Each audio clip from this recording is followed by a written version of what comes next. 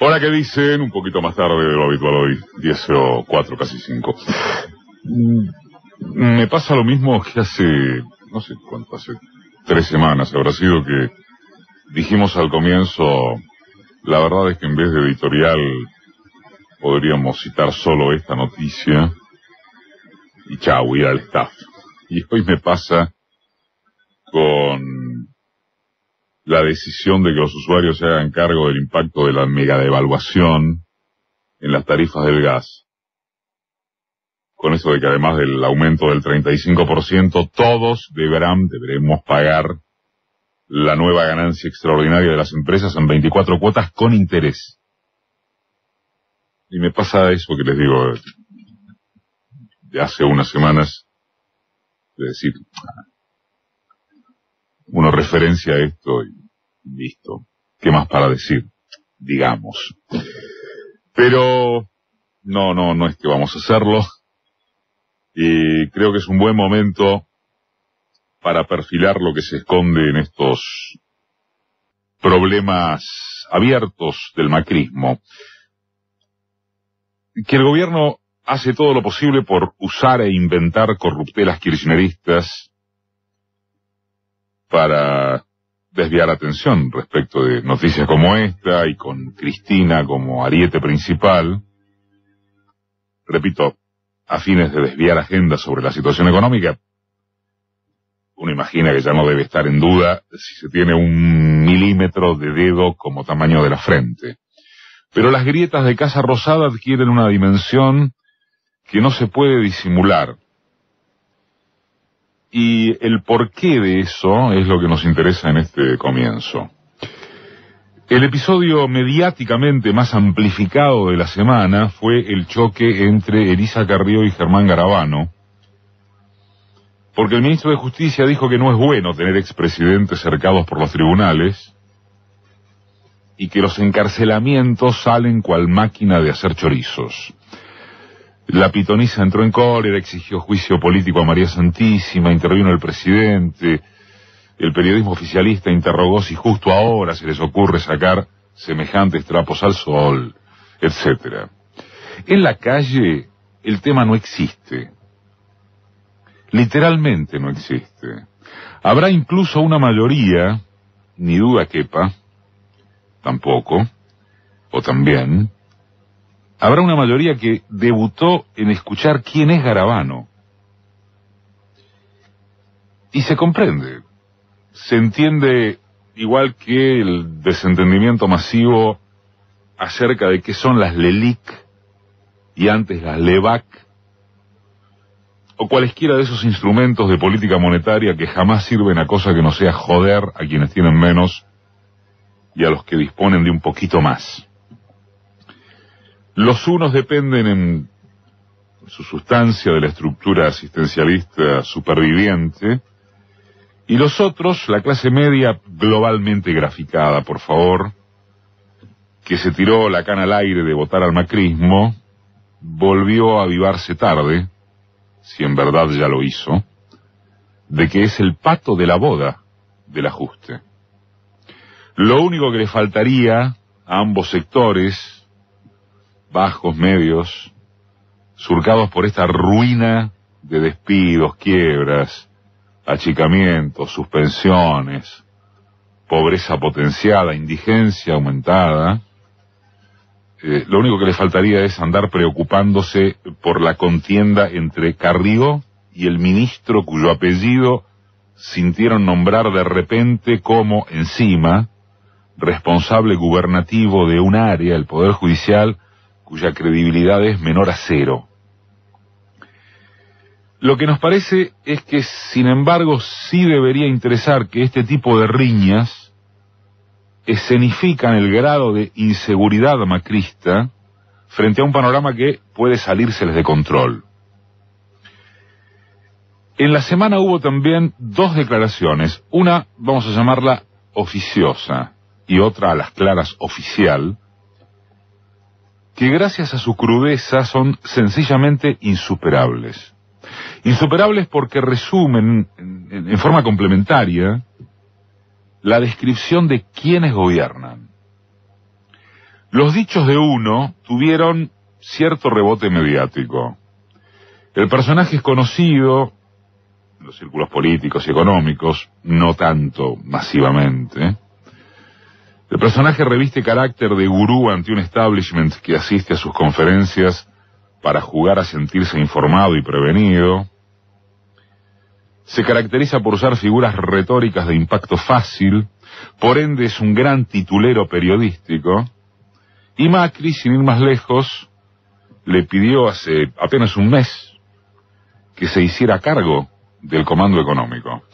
Conoce bien de cerca al corazón del poder, o más bien a su intestino grueso, pero su negocio funciona mejor al situarse como el outsider propio que les canta a las 40. Viene a ser la Lilita de los mercados locales, una cosa así. Al otro no lo registra casi nadie, pero caramba, es el secretario de Finanzas, y nada menos que el único invitado oficial que hubo esta semana a la comisión parlamentaria respectiva para defender el presupuesto 2019. En ese orden, Carlos Melconian disertó en Córdoba ante empresarios en una charla organizada por una compañía de seguros y por la Cámara de Comercio Exterior Provincial. Carlos Melconian dijo allí que la economía está directamente en manos del Fondo Monetario, que el ministro de Hacienda y el presidente del Banco Central toman mate durante todo el día, que a eso de las 5 de la tarde aparecen por sus funciones y mandan una planilla a Washington. Que eso es todo lo que hacen y que si no fuera porque la oposición no existe, sería para hacerse un picnic. Carlos Melconian dijo eso, repito, no la izquierda a diario. Los operadores mediáticos del macrismo se quedaron con la boca abierta, cada quien juzgará si porque los sorprendieron esas afirmaciones o por no poder creer que alguien del palo exprese así lo que todos ellos saben, comentan y ocultan de sobra. En cualquier caso, y como respecto del club de la pelea entre Carrió y Garabano, lo que importa es qué trasunta la salida a luz de estas advertencias y disputas en la interna gubernamental. De no profundizarse en eso, de no tomar en cuenta eso, se cae en el psicologismo de que la legisladora chaqueña, con inasistencia al Congreso casi perfecta, es la desbocada de siempre, solo apta para pulverizar cuanto ayuda a construir. O que el ministro de Justicia simplemente tuvo un acceso de sinceramiento inconveniente cuando señaló que Inodoro Pi o Comodoro Pro abusan de unas prisiones preventivas a mansalva capaces, en el día de mañana, de volverse boomerang contra la banda que gobierna.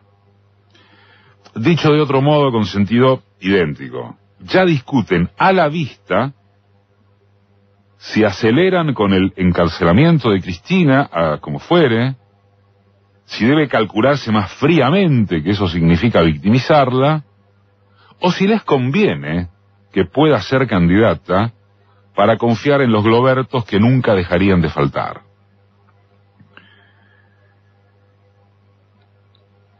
Santiago Bausili, el otro declarante citado de la semana, encargado técnico de las finanzas públicas, solamente tuvo exploración periodística mediante el artículo de Miguel Jorquera en página 12 de ayer.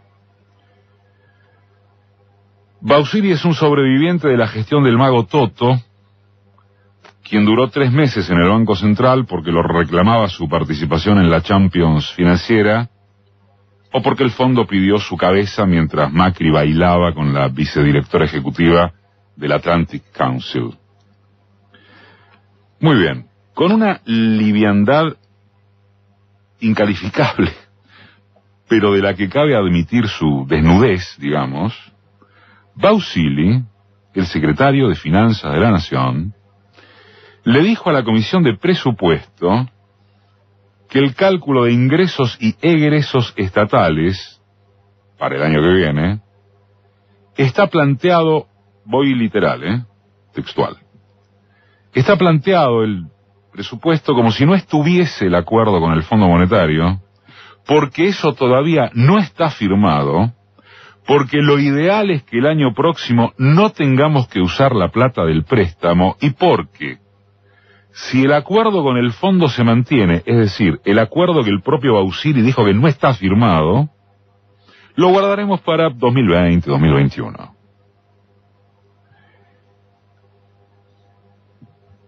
Este pavoroso sincericidio del secretario de Finanzas fue precedido por la presencia abstracta de Marcos Peña en una de esas sesiones parlamentarias a que están obligados periódicamente los jefes de gabinete. El debate es impedido, no hay debate, porque hay miles de requerimientos, 1200 preguntas había esta vez acumulados desde las bancadas, y la restricción a repreguntar es un mecanismo análogo al de las audiencias públicas cuando los aumentos de tarifas son en días de semana, en horario laboral, todos hablan pero marche preso. Bueno, sin ir más lejos, ¿qué audiencia y qué va a ocurrir con que los usuarios se tengan que hacer cargo de la devaluación? Con todo, lo saliente no es siquiera esta portada de republicanismo, sino el hecho de que los macristas, como había sintetizado, creo que lo cité aquí, Sandra Russo en una columna reciente, los macristas son una grabación. Polemizar con ellos o encontrarles algún concepto de cierta profundidad es completamente inútil, y por eso cuando provoca un Melconian, un expert, desde ya que una Carrió, o trogloditas diversos, debe prestárseles atención no tanto por la seriedad de lo que dicen, sino por lo que expresa políticamente su nerviosismo. Por ahora, y vaya a saberse cuánto puede perdurar, el gobierno confía en esa oposición política que no hay. La que podría hacerse un picnic, como dijo Melconian. Pero la dirigencia política está quedando muy atrás de la oposición social. Y no le será fácil continuar ignorándola. Uno cree que esta es una novedad asentada de estas últimas semanas. La orgánica de la CGT se desvencija a favor de sus sectores más combativos. De hecho, las regionales de la CGT se han pronunciado mediante un programa de plan de lucha en el Frente Sindical para el Modelo Nacional. Confluyen ahí vertientes de gremios como el ESMATA, nada menos, que a su vez articulan con los municipios, con la Federación Argentina de Municipios. La Marcha Federal por la Salud de esta semana generó una movilización notable, por supuesto mediáticamente casi ignorada. Avanza la organización de manifestaciones sectoriales ampliadas. Esto es, no hay descanso en la calle. Se mueve cada día más gente. Se mueven cada día más sectores. Entonces, quien quiera oír, que oiga. Los sordos y los cómplices, entre otras actitudes, van a votar el presupuesto del Fondo Monetario y van a persistir en ser el opooficialismo que la derecha necesita como variante de salida a este desquicio macrista, y lo necesita urgente.